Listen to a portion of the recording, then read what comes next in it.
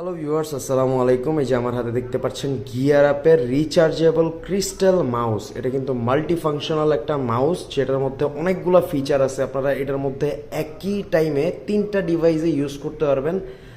এটা রিচার্জেবল, যার কারণে বারবার ব্যাটারি চেঞ্জ করার কোনো ঝামেলা নাই। এটার সাথে একটা ডঙ্গল পাবেন।